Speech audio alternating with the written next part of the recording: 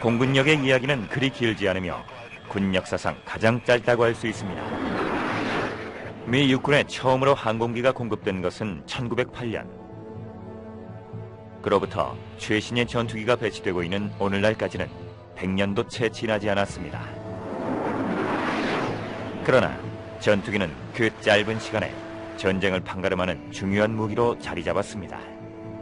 전투기는 전투를 3차원적으로 바꿔놓았고 그렇게 되면서 교전 법칙도 무너지게 되었죠. 전투기, 폭격기, 선도기, 첩보기, 수행 임무에 따라 제각각 발전되어 왔습니다. 이들은 전쟁에서 사용되는 무기일 뿐 아니라 전쟁을 끝낼 수도 있으며 또한 전쟁을 예방하는 역할도 했습니다. 우리 시대 전쟁과 평화의 역사는 전투기의 역사와 그 궤를 같이 하고 있죠.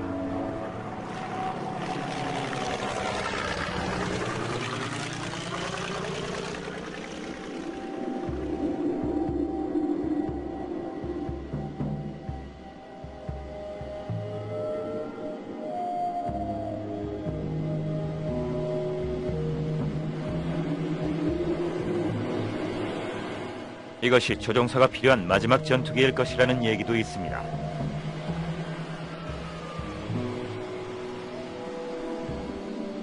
이제 항공기는 스스로 날 수 있을 뿐 아니라 스스로 길을 찾아갈 수도 있습니다.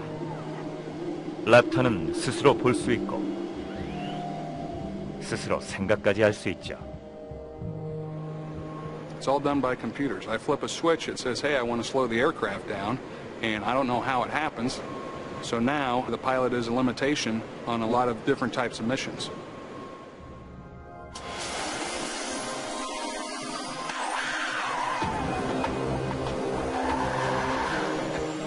하지만 적어도 현재까지는 짐 해커와 그의 동료 조종사들이 제공권을 쥐고 있습니다. 그리고 이들을 통해 오랜 역사를 지닌 랭글리 공군기지의 전투 공군력도 계속해서 살아 숨쉴 것입니다. 이곳의 전투 비행대대는 미국 최초의 것으로 이들의 기원은 제1차 세계대전으로 거슬러 올라가며 군용항공과 그 시작을 같이 하고 있습니다. 우린 바로 이곳에서 그 역사를 되짚어 볼 수 있습니다. 상자 모양의 종이연에서 스텔스 폭격기에 이르기까지 일련의 비약적인 기술 발전을 통해서 말이죠. 초창기 비행기가 점차 여러 역할을 수행하게 되면서 전투의 양상은 변화되었고 오늘날에 와서는 큰 세력을 형성하기에 이르렀습니다. 바로 공군입니다.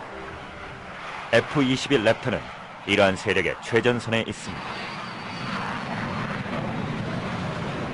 Its role is basically to provide air dominance, and we're the bust the door down kind of airplane.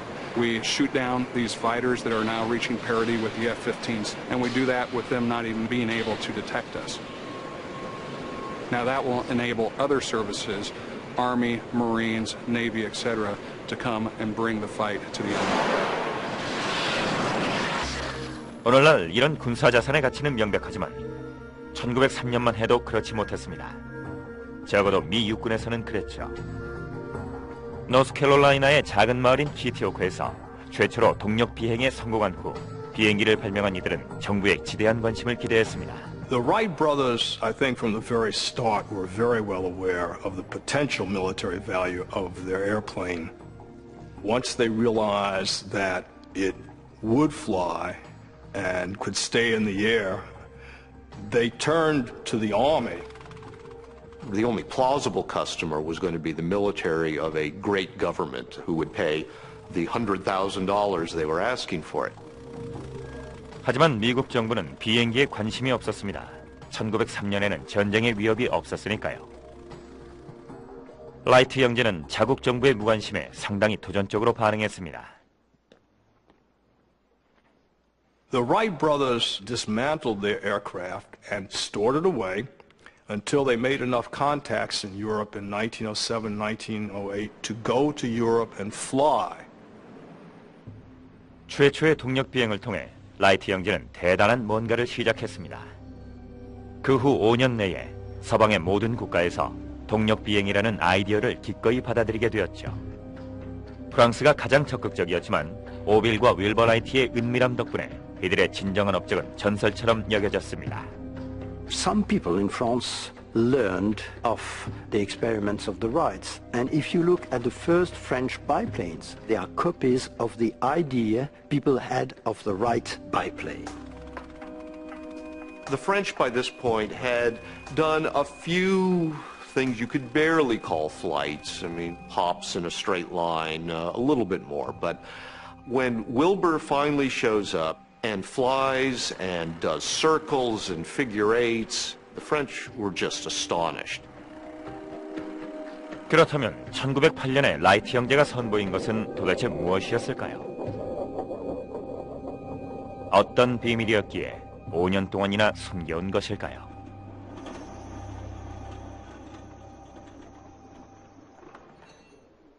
이곳 버지니아주 워렌튼에 있는 라이트 익스피리언스의 기술자들은 라이트 형제의 오리지널 노트와 계산식에 근거해 그들이 만들었던 초창기의 비행기를 다시 제작하고 있습니다. 이런 방법들을 통해 이들은 라이트 형제가 깨달은 사실들을 라이트 형제의 방식대로 알아가고 있죠. This was aviation at its very, very beginning. At the beginning of anything, it's dangerous. With us, we fully understand. With authentic airplanes comes authentic risk. 당시의 항공 선구자들은 비행기가 일단 공중에 뜨면 비행기와 엔진, 조종사에게 무게중심이 생긴다는 사실을 알았습니다. 그렇게 되면 날개의 각도에 따라 비행기가 떠 있을 수도 있고 혹은 땅에 떨어질 수도 있습니다. 이를 바듬각이라고 부릅니다. 문제는 그 각도가 얼마인지 알 만큼 오랫동안 공중에 떠 있는 사람이 아무도 없었다는 것이었죠. 윌버 라이트는 이 문제를 매우 단순하고 독창적으로 접근했습니다. 무중력 실험을 위해 그는 비행기를 옆으로 눕혔습니다.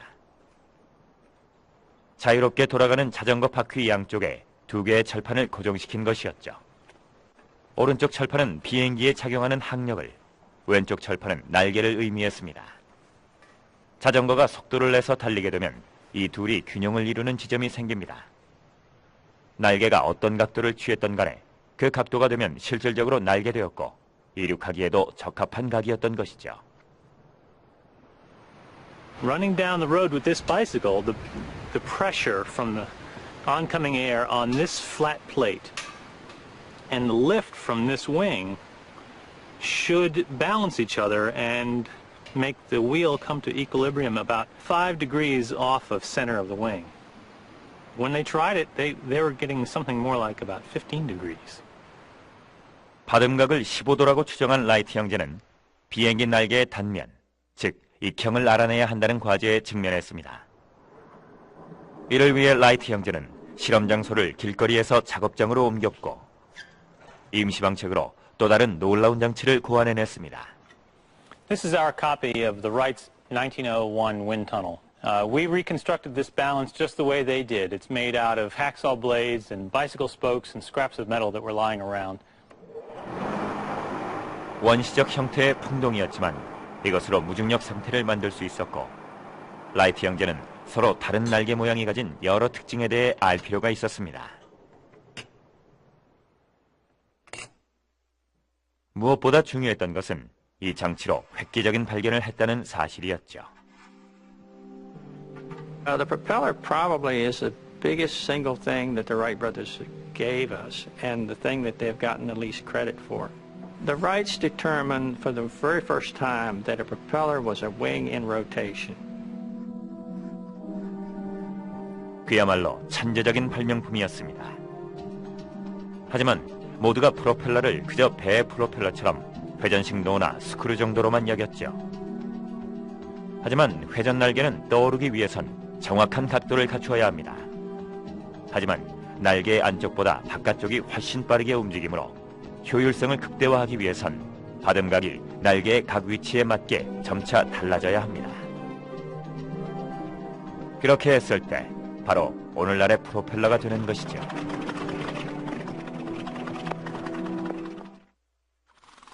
(1908년) 당시 유럽은 항공 선구자들로 가득했습니다.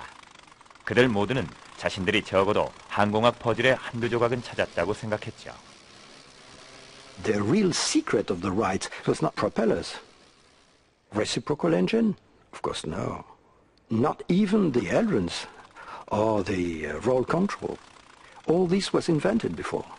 To my opinion, what did the Wright was inventing flying. They knew something that nobody knows. 라이트 형제가 알아낸 것은 비행기가 공중에 떴을 때의 조종법이었습니다. 윌버 라이트는 날개를 비틀게 되면 원하는 곳으로 조종을 할 수 있으리라 생각했죠. 이러한 방법은 오늘날에도 사용되고 있습니다. 공중에 뜨는 것이 지금까지의 도전이었다면 공중에 머무를 수 있는 것은 진정한 승리였습니다. 1908년 이들은 누구의 도움도 없이 해낼 수 있었죠. They had that information, the airfoil shape, the propeller, the three-axis control, all of those things came from their test, and no one had a handle on it until they saw that airplane fly. 세 가지 축의 제어라는 것은 바로 이렇습니다. 비행 중인 비행기는 예기치 않게 앞뒤로 흔들리기도 하며 또한 좌우로 기우뚱하거나 회전을 하게 되기도 하고 때로는 한 방향으로 흔들리면서 공중에서 미끄러지는 듯한 현상이 발생합니다. 이런 위험한 상황들을 제어하는 방법이 밝혀지자 마침내 비행이 가능해진 것이었죠. 세계적으로 인정을 받은 라이트 형제는 마침내 미국 정부로부터도 인정을 받았습니다. 그리고 그 해인 1908년 미 육군에서는 라이트 플라이어호를 도입하게 되었죠. 바로 세계 최초의 전투기였습니다. America may be the birthplace of aviation, but the French are the ones who raised the aeronautical child because of the pressures of trying to keep ahead of everyone else in Europe. The Germans will deflect and develop dirigibles. The British are hoping being on the island will protect them from all of this, and they realize later nothing can save you from aviation when Blériot flies the English Channel. 1909년 7월 25일 프랑스의 항공선구자 루이 블레리오가 도보에 내리자 영국은 더 이상 섬이 아니었습니다. 그는 영국 해협을 건넜지만 25마력 엔진의 그의 비행기는 보잘것없었으며 더 이상의 비행은 불가능했습니다.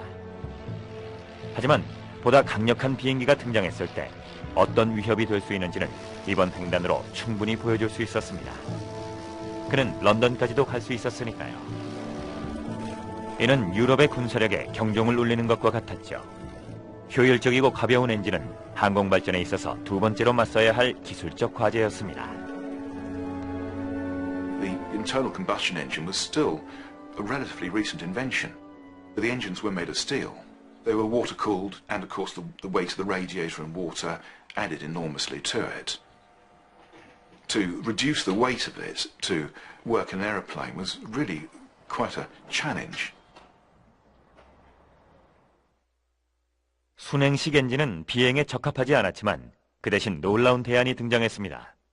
1909년 프랑스의 일부 엔지니어들은 자체 냉각식 로터리 엔진을 사용하기 시작했죠.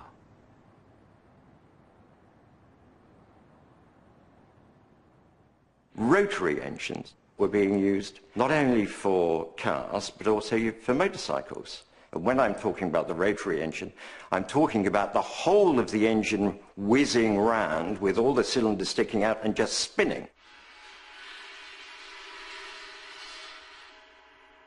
바로 이것이 해결책이 될 수 있었습니다. 여전히 똑같은 내연기관이지만 실린더는 중앙축 주위에 놓이게 되고 실린더 내부의 피스톤은 엔진을 빠른 속도로 회전하게 만듭니다. 그리고 비행기의 프로펠러는 엔진에 직접 장착되죠. By revolving, the finned cylinders were very well cooled, so it saved the problem of having to water cool an engine, which reduced the weight of the engine.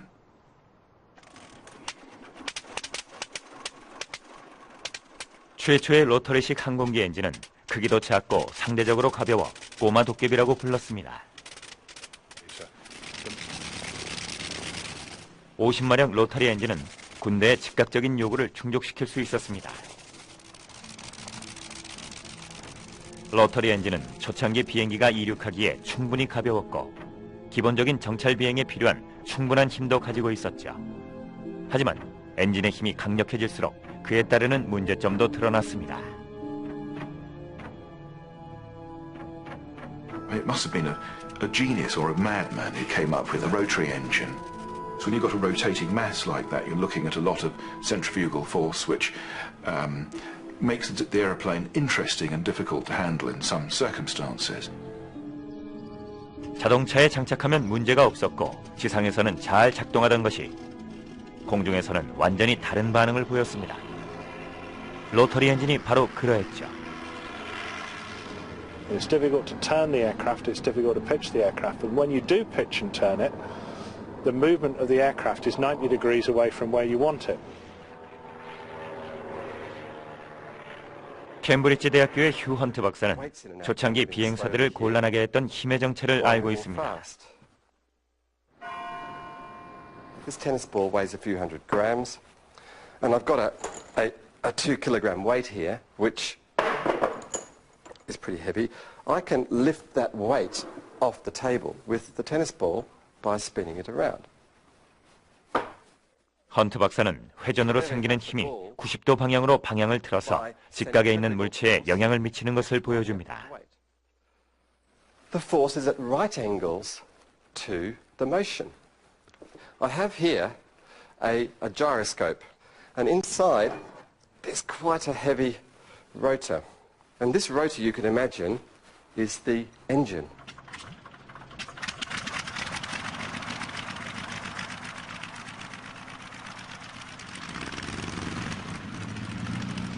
Now, here is my string, and I'm going to pull my string straight downwards. 마치 엔진이 스스로 움직이는 것처럼 보입니다. Now that starts to be peculiar. 이러한 결과는 영국의 전투기 서브위드 카멜에 가장 치명적으로 작용했습니다. 150마력의 강력한 엔진을 가졌으며 무게는 다른 비행기의 절반밖에 안 됐던 카멜은 아주 민첩하고 강력한 전투기였지만 비싼 값을 치러야 했습니다. The problem with the Sopwith Camel is that although it was the most successful airplane in terms of victories, half of the pilots that died in that airplane died in takeoff and landing accidents because it was so difficult to maneuver. 비행 훈련을 받고 전투에 참가한 조종사들에게 실수가 용납될 여지는 없었습니다. Let's suppose the pilot decides to do a right-hand turn. Well, the plane nosedives. The pilot finds that his yaw control has suddenly become a pitch control. 다시 말해 조종관을 오른쪽으로 꺾으면 아래로 움직였고 왼쪽으로 꺾으면 위로 향했죠. You do learn that if you want it to go in a certain direction, you do it 90 degrees removed. 때때로 위험한 상황에서 벗어나려다가 더 큰 위험에 빠지기도 했죠. The pilot then tries to respond in some way to what's happening. Then I can get into this kind of motion where I just don't know what I'm doing. 솜씨 좋은 조종사들은 로터리 엔진의 특성을 잘 숙지했고 이러한 불안정성을 멋진 전술적 비행 기술로 변모시켰습니다. 1914년 로터리 엔진은 큰 인기를 끌게 되었고 프랑스에서뿐만 아니라 영국과 독일에서도 정부의 허가를 거쳐 제작되기 시작했습니다. 바로 이때부터 전투기의 성공이 빛을 발하게 됩니다. 1914년 독일이 프랑스를 공격하면서 유럽은 전쟁에 휘말렸습니다. 9월 2일 항공기 한 대가 파리의 동부에서 수많은 적군을 발견했고 이 사실이 프랑스의 장군들에게 보고되면서 전투는 시작되었습니다. 마른 전투에서는 양쪽 군대 모두가 아주 깊이 참호를 팠습니다. The airplane proves itself very quickly once the front becomes stable and the trenches go up, because after that, your cavalry are no longer any good for reconnaissance. You have to rely on the airplane. 불과 몇 달 후인 1915년 3월 10일 또 다른 전투가 시작되었고 이때부터 비행기는 전투에 있어서 아주 중요한 자산으로 인식되었습니다. 뇌부샤펠 전투는 사상 최초로 수백 장의 항공정찰 사진의 기초에 발발한 전투였습니다. At Neuve-Chapelle, the effect of aerial reconnaissance on ground operations is undeniable because really the entire British Army staff's attack plan depended completely on aerial reconnaissance and aerial photography. 비행사들은 프랑스 북부의 지도를 다시 그렸습니다. 참호의 위치뿐 아니라 물자 공급로, 탄약 집적소, 포병 진지 등은 전혀 지도에 없었으니까요. 지상의 지휘관들에게 정찰은 새로운 의미를 갖게 되었습니다. They created a sort of photographic mosaic map of every square inch behind the German lines that they could pore over and spot where the dugouts were, the machine gun posts, where there were new lines being built. Neuve-Chapelle was the first instance in which that kind of accurate mapping was used to support a really heavy artillery preparation.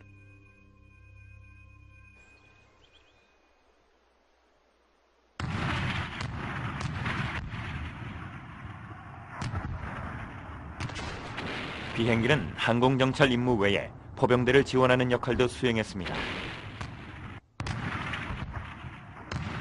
What they would do is fire one in the general direction of the target and let an aerial spotter using Morse code sending corrections back to the battery. The airplane was the artillery's eyes. And so the two things together, aerial reconnaissance and artillery observation, meant that the Royal Flying Corps was performing for the first time the role that it would do for the next 3 or 4 years. 뇌부샤펠에서 전쟁의 성격은 완전히 바뀌었습니다. 하늘에서 감시하는 정찰기는 전투를 입체적으로 만들었고 양측의 지휘관들에게도 새로운 과제를 부여했습니다. 바로 적의 눈을 가리는 것이었죠. 오늘날의 전투기는 그야말로 빈틈없이 무장하고 있습니다. 하지만 뇌부샤펠 전투에서는 그렇지 않았죠. 당시 전투기들의 우선순위는 정보를 수집하는 것이었으며 무장은 뒤늦게 생각해낸 아이디어였습니다. This is actually an RFC issue pistol from the First World War. Looking at the back of it, it was issued to 48th Squadron in May 1916, so it's a pretty early piece. They had shotguns in the early stages of the war, and really very little damage was done until someone had the bright idea of fixing a machine gun to the aircraft. Right, these are the two guns available to the RFC at the beginning of the First World War. This particular one is a Vickers heavy machine gun, and below it is the Lewis air-cooled gun, which is more of a machine rifle than a machine gun. The Lewis gun was generally used as a flexible gun on a scarf ring behind the pilot. Sometimes they were fitted on the top wing, right above the propeller arc, but they were awkward to get at, and that really didn't work very well. The gunner effectively had to stand up, aim the gun at the aeroplane in front, and of course clear the blockages that happened with the gun. So this was all going on in a kind of a 50-mile-an-hour gale. What you wanted to do is to actually fly the aeroplane at your target. Of course, the problem was that you couldn't fire the gun through the propeller for obvious reasons because you'd shoot the propeller off. 전쟁을 치르는 국가마다 보다 안전한 전방 발포식 기관총을 개발하기 위해 치열한 경쟁을 벌였습니다. 가장 먼저 성공하는 국가가 세계 최초의 전투기를 거머쥐는 것이었죠. 그 첫걸음은 전쟁 전부터 항공 부문에서 이미 유명 인사였던 한 신병으로부터 시작되었습니다. The birth of the fighter plane occurs in the mind of a pre-war French aviator, Roland Garros, an intensely patriotic Frenchman who didn't like the idea of his country having been invaded by the Germans. And he took it upon himself to find a way to seek revenge in the air. 가로스는 기술자를 시켜 비행기에 단단히 고정되어 있는 기관총의 사선을 따라 프로펠러 뒤쪽으로 정확하게 금속판을 설치하도록 했습니다. When the gun fired, if you were lucky, the bullet went through the propeller disc without hitting the propeller, and if it didn't, it hit the deflector plate and got deflected out of the way. 다소 조잡한 면은 있었지만 가로스의 해결책은 효과가 있었습니다. When this single-seater flies straight at them, they're thinking, well, is he crazy? When we shall see him standing up, holding a gun, we shall move away. But he never stand up. Garo just scared the fool out of the Germans. He shot down a number of aircraft with this strange technique because he's turned the airplane into a flying gun. 가로스는 약 2주 동안 3대의 독일군 비행기를 격추시켰지만 그의 운은 거기까지였습니다. 1915년 4월 18일 그는 지상 공격을 받고 적진에 떨어졌지만 그의 비밀 병기는 고스란히 적군의 손에 들어갔죠. The German army decides, well, the best thing to do with this is to give it to one of our very few designers who designs light airplanes, just like the French are using, and that designer happens to be Anthony Fokker. 안토니 포커는 가로스의 발명품에서 한 차원 더 나아갔습니다. 이로써 공중전은 전쟁에서 불가피한 것이 되었죠. 그는 총과 프로펠러의 움직임을 일치시켰습니다. Every time the propeller went past, the gun would fire, the other propeller would go by, and it would fire through the propeller with no problems. It was called interrupter-gear.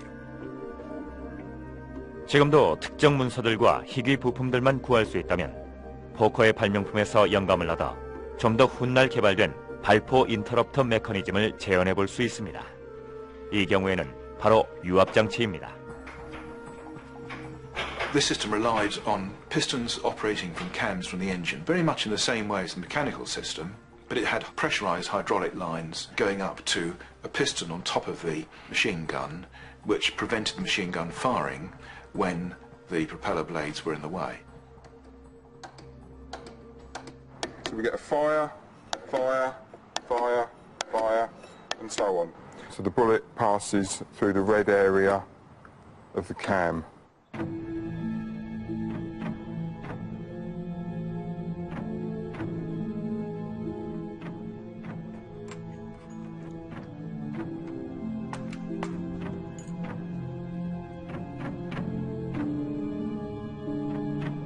인터럽터 메커니즘은 정밀성과 미세한 조종을 필요로 했습니다. 조종사의 생사를 결정짓는 요소였으니까요.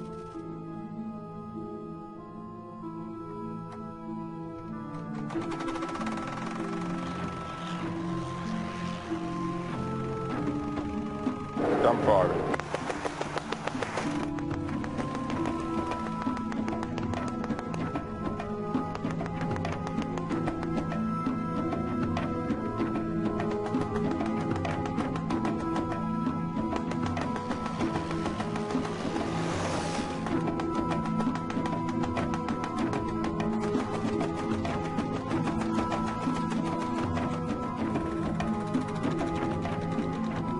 세계 최초의 전투기 경쟁에서는 독일이 승리했습니다.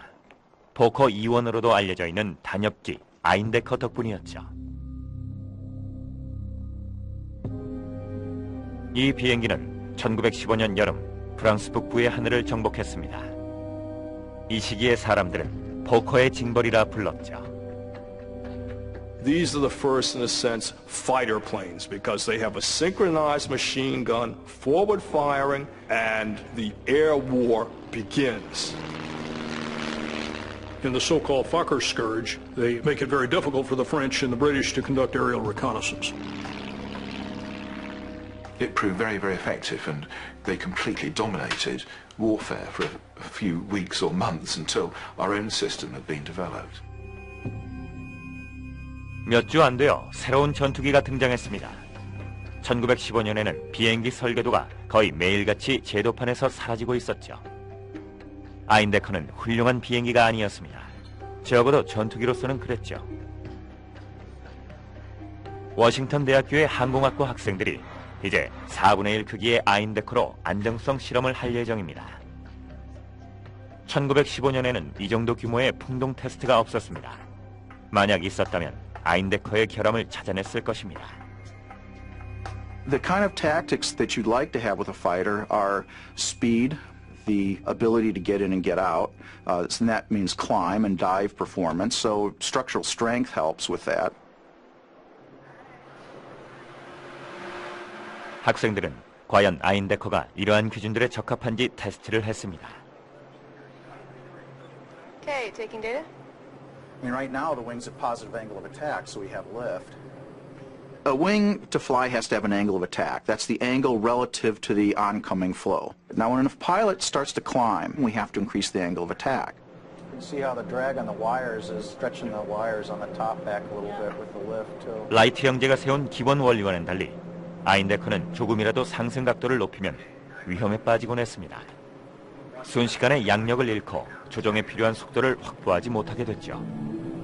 It's pretty high. Bring it down about 4 inches or so. In the Eindecker, if you have a sharper leading edge, when you get to a certain angle of attack, rather than the separation starting at the trailing edge, it starts immediately at the leading edge. And boom, all of a sudden you're flying, the next minute, slightly higher angle of attack, you're no longer flying. I don't know if we want to go much higher. The result could be a fatal spin even. I mean, it could be that catastrophic.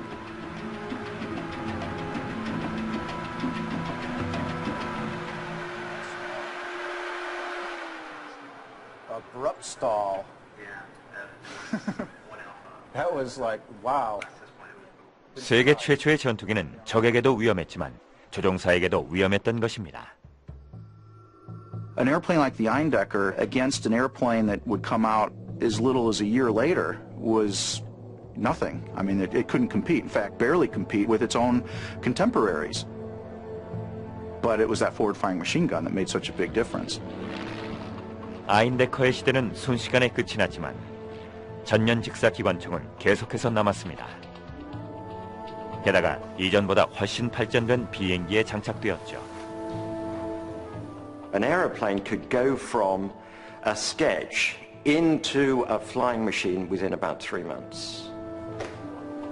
빠르게 변화한 것은 비행기뿐만이 아니었습니다. 겨우 몇 주간 진행되던 조종사 훈련은 전면 직사 기관총과 관련된 훈련이 더해져 그만큼의 기간이 늘어났습니다.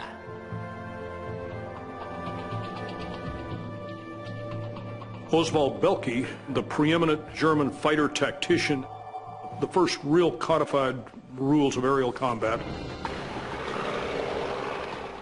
instructed his pilot to fly grouped with mutual protection, with a lot of speed, with the position of the sun in the back. never engage in combat until you've secured every possible advantage. Come in by surprise, make your shots and get out. Shoot at very close range and go away, whatever you achieve.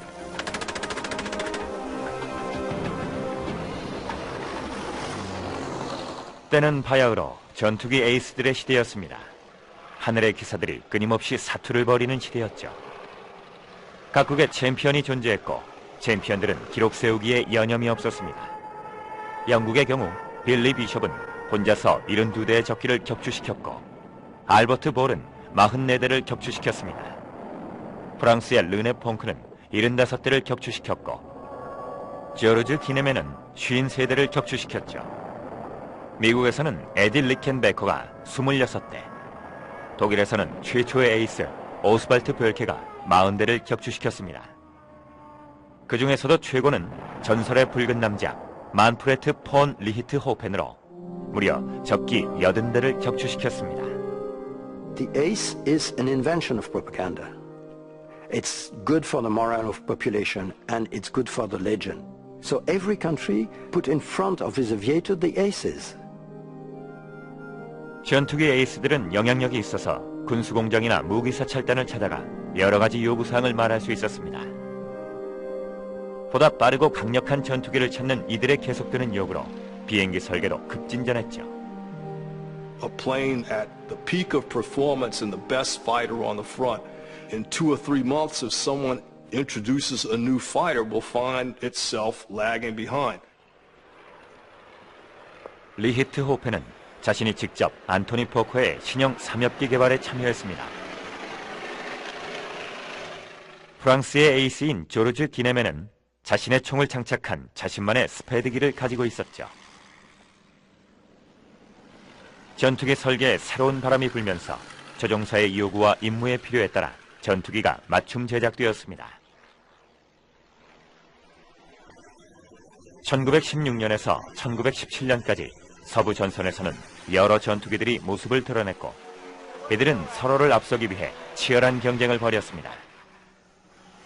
그때 리히트 호펜이 조종하면서 몇 주간의 영광의 시기를 맞게 된 또 하나의 전투기가 등장했습니다. 1917년 봄 세상에 등장한 이 전투기는 역사에 길이 기억되고 있는 피해 4월의 주역이 됐죠. The Albatross D1, quickly followed by the D2 and the D3. They're solidly built, highly maneuverable.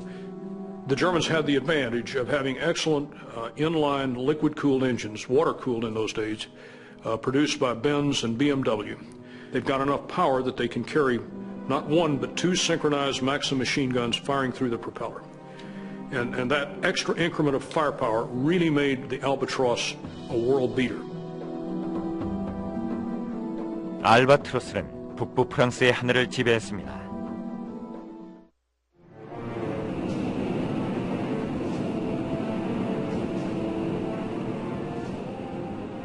By the spring of 1917, fighter-on-fighter mass combats are a reality of war in the air, and they're a necessity for war on the ground.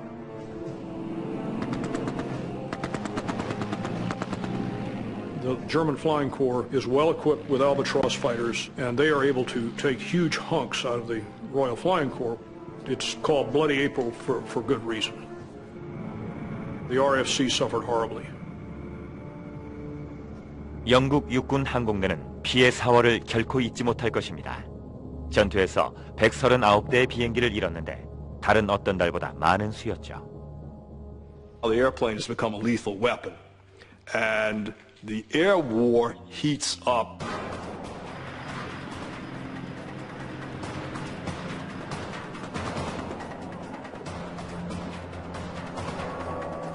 북부 프랑스의 하늘은 수많은 전투기들이 제공권을 장악하기 위한 전투를 벌이면서 거의 묵시록의 한 장면을 연상케 했습니다.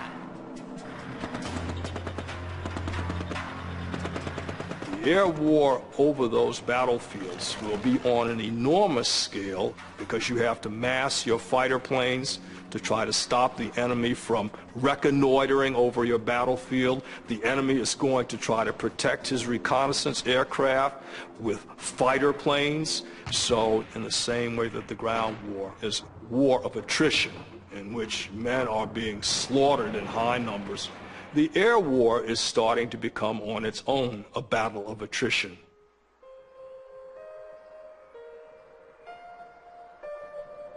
리히트 호펜은 피해 4월에 홀로 18대의 비행기를 추가로 격추시켰습니다. 하지만 1년 뒤 그 역시 세상을 떠났죠. 리히트 호펜은 그가 무자비하게 희생시켰던 바로 그 나라 사람들에 의해 군장의 예로 장례가 치러졌습니다. 오늘날의 전투에 그러한 영웅은 다시 존재하지 않을 것입니다. 하지만 전투기 에이스들의 첫 번째 시대가 점점 막을 내리면서 공군력의 시대가 시작되고 있었죠. Who was the most deadly killer? Richthofen shot down 80 aircraft, probably killed about that many people. But think how many people an observer and his pilot could kill on just one mission. If they caught a German counterattack in the open, they could bring a barrage down that would kill hundreds. They were the true killers on the Western Front.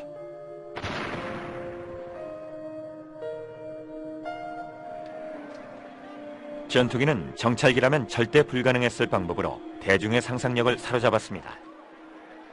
하지만 국가적 영웅들의 사망으로 국민들이 애도하는 동안 양측의 군사 전략가들은 모든 면에서 공군력의 효율성을 최고로 가져오는데 눈을 뜨기 시작했습니다.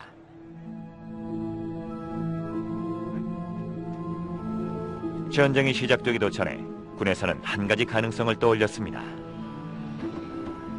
바로 폭격기였죠. 1914년 당시 비행기는 그리 튼튼하지 못했고 엔진도 강력하지 않았지만 시도의 의지는 꺾지 못했습니다.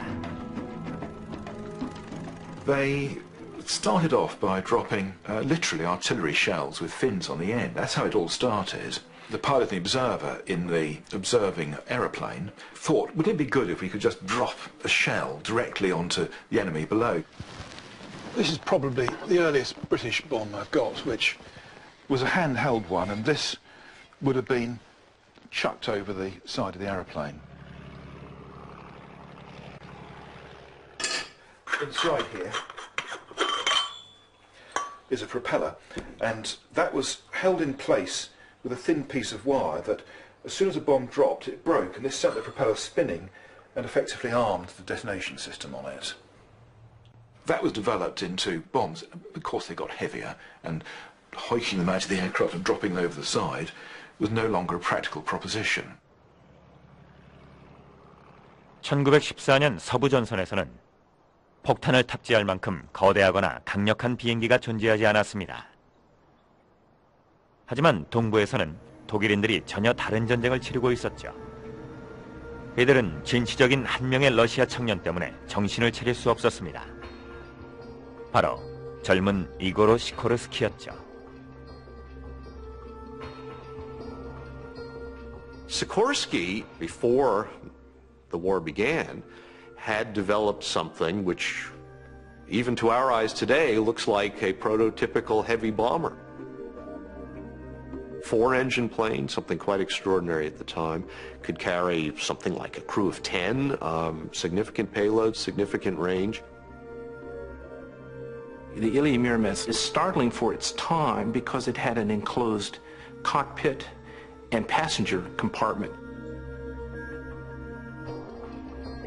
Inside, he had a table with linen on it with wicker chairs. There was lighting inside of the passenger compartment. The interior of the cabin was also heated, which is unbelievable for the time. This is 1914.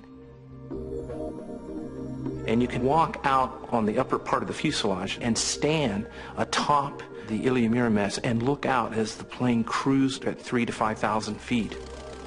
And when you think of the enormity of the Russian landscape, the Russians thought of big airplanes, airplanes with range, capacity. It's not like living in Belgium. 시코르스키의 비행기가 뛰어난 폭격기임이 증명되자 독일로서는 큰 문제가 아닐 수 없었습니다. 서유럽의 연합군에게는 다행스럽게도 그런 폭격기는 한참 후에야 등장했습니다. 독일이 값비싼 체펠린 비행선의 제작을 중단하고 시코르스키의 비행기를 본떠서 쌍발 엔진의 고타 폭격기를 제작하기 시작한 것은 1917년 5월이었죠. In 1917, a new threat emerges with the Gotha. These are heavy-engined, for the time, bombers who could carry a decent payload of bombs in the sense of it was worth dropping, it was going to do some damage. The most effective raid was June the 13th, 1917, when they actually did hit London hard. The real damage they were doing was in nuisance value. You have to switch the lights up, you have to switch factories down, you close down the furnaces, that's not good for them. It all causes disruption. You don't stop transport, but you disrupt it. And in the end, what they were achieving was to be a bloody nuisance. 하지만 단순한 괴롭힘이 아니었습니다.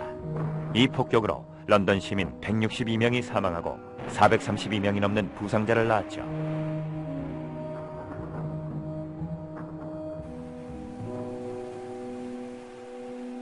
독일의 폭격기는 의도한 바는 아니었지만 세계의 역사를 다시 쓰게 만들었습니다.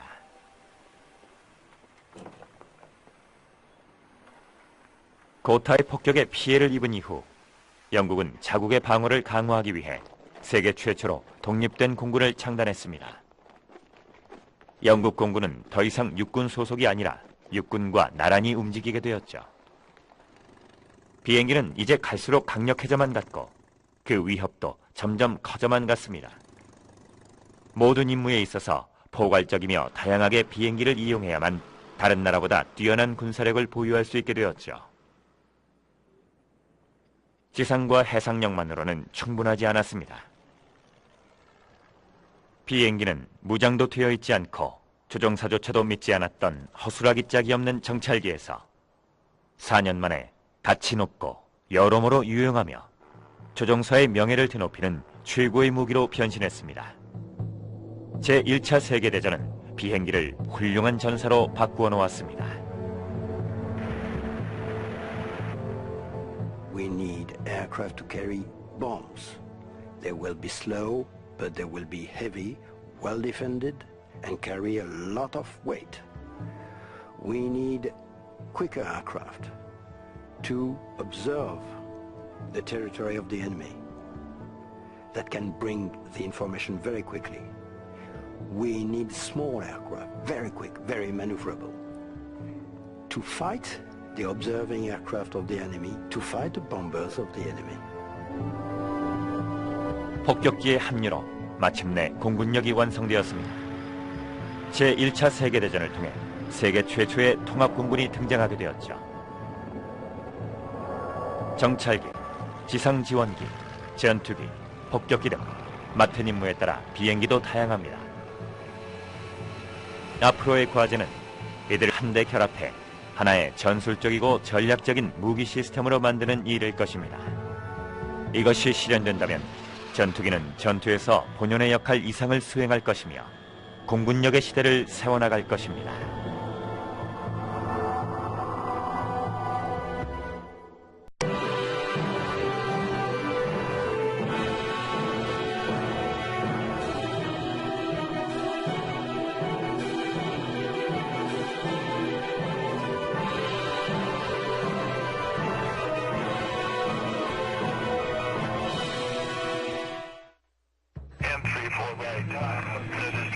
공군력의 이야기는 그리 길지 않으며 군 역사상 가장 짧다고 할 수 있습니다. 미 육군에 처음으로 항공기가 공급된 것은 1908년.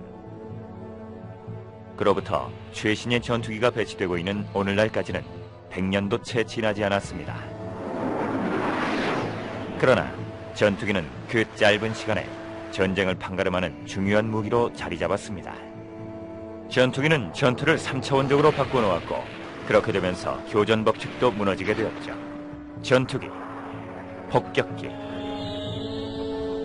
선도기, 첩보기, 수행 임무에 따라 제각각 발전되어 왔습니다.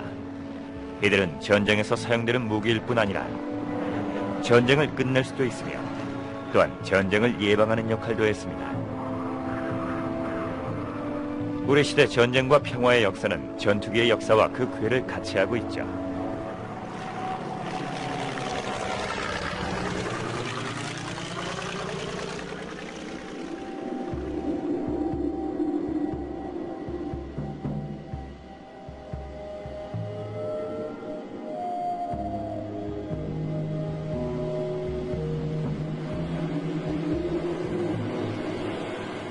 이것이 조종사가 필요한 Some people in France learned of the experiments of the Wrights, and if you look at the first French biplanes, they are copies of the idea people had of the Wright biplane.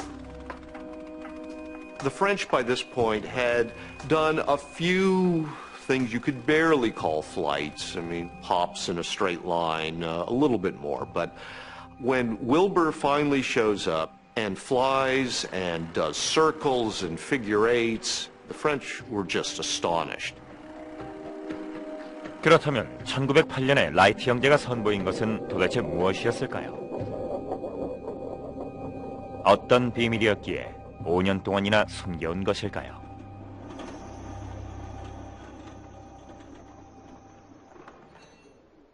이곳 버지니아주 워렌튼에 있는 라이트 익스피리언스의 기술자들은 라이트 형제의 오리지널 노트와 계산식에 근거해 그들이 만들었던 초창기의 비행기를 다시 제작하고 있습니다. 이런 방법들을 통해 이들은 라이트 형제가 깨달은 사실들을 라이트 형제의 방식대로 알아가고 있죠. This was aviation at its very, very beginning. At the beginning of anything, it's dangerous. With us, we fully understand, with authentic airplanes comes authentic risk. 당시의 항공 선구자들은 비행기가 일단 공중에 뜨면 비행기와 엔진, 조종사에게 무게중심이 생긴다는 사실을 알았습니다. 그렇게 되면 날개의 각도에 따라 비행기가 떠 있을 수도 있고 혹은 땅에 떨어질 수도 있습니다. 이를 바듬각이라고 부릅니다. Do that with them not even being able to detect us. Now that will enable other services, Army, Marines, Navy, etc., to come and bring the fight to the enemy. 오늘날 이런 군사 자산의 가치는 명백하지만 1903년만 해도 그렇지 못했습니다. 적어도 미 육군에서는 그랬죠. 노스캐롤라이나의 작은 마을인 키티오크에서 최초로 동력 비행에 성공한 후 비행기를 발명한 이들은 정부의 지대한 관심을 기대했습니다. The Wright brothers, I think from the very start, were very well aware of the potential military value of their airplane. Once they realized that it would fly and could stay in the air, they turned to the Army. The only plausible customer was going to be the military of a great government who would pay the $100,000 they were asking for it. 하지만 미국 정부는 비행기에 관심이 없었습니다. 1903년에는 전쟁의 위협이 없었으니까요. 라이트 형제는 자국 정부의 무관심에 상당히 도전적으로 반응했습니다. The Wright brothers dismantled their aircraft and stored it away until they made enough contacts in Europe in 1907, 1908 to go to Europe and fly. 최초의 동력 비행을 통해 라이트 형제는 대단한 뭔가를 시작했습니다. 그 후 5년 내에 서방의 모든 국가에서 동력 비행이라는 아이디어를 기꺼이 받아들이게 되었죠. 프랑스가 가장 적극적이었지만 오빌과 윌버 라이트의 은밀함 덕분에 이들의 진정한 업적은 전설처럼 여겨졌습니다. 마지막 전투기일 것이라는 얘기도 있습니다.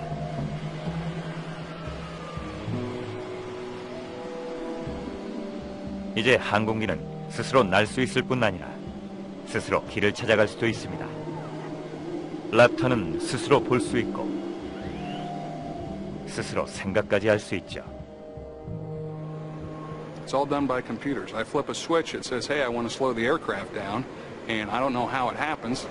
So now the pilot is a limitation on a lot of different types of missions.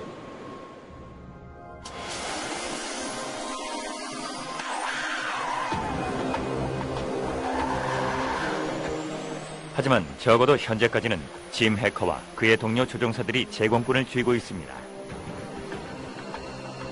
그리고 이들을 통해 오랜 역사를 지닌 랭글리 공군기지의 전투 공군력도 계속해서 살아 숨쉴 것입니다.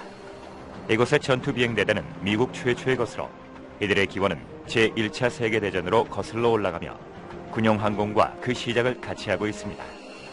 우린 바로 이곳에서 그 역사를 되짚어 볼 수 있습니다.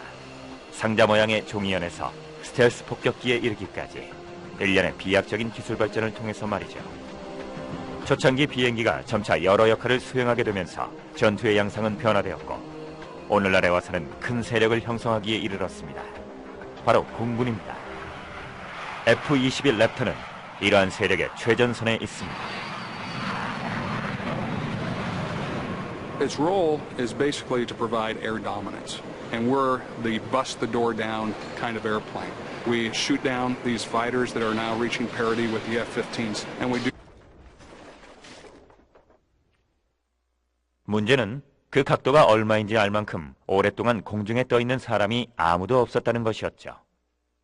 윌버 라이트는 이 문제를 매우 단순하고 독창적으로 접근했습니다. 무중력 실험을 위해 그는 비행기를 옆으로 눕혔습니다. 자유롭게 돌아가는 자전거 바퀴 양쪽에 두 개의 철판을 고정시킨 것이었죠. 오른쪽 철판은 비행기에 작용하는 항력을, 왼쪽 철판은 날개를 의미했습니다. 자전거가 속도를 내서 달리게 되면 이 둘이 균형을 이루는 지점이 생깁니다. 날개가 어떤 각도를 취했던 간에 그 각도가 되면 실질적으로 날개되었고 이륙하기에도 적합한 각이었던 것이죠. Running down the road with this bicycle, the pressure from the oncoming air on this flat plate and the lift from this wing should balance each other and make the wheel come to equilibrium about 5 degrees off of center of the wing. When they tried it, they were getting something more like about 15 degrees. 받음각을 15도라고 추정한 라이트 형제는 비행기 날개의 단면, 즉 익형을 알아내야 한다는 과제에 직면했습니다. 이를 위해 라이트 형제는 실험 장소를 길거리에서 작업장으로 옮겼고 임시방책으로 또 다른 놀라운 장치를 고안해냈습니다. This is our copy of the Wright's 1901 wind tunnel. We reconstructed this balance just the way they did. It's made out of hacksaw blades and bicycle spokes and scraps of metal that were lying around.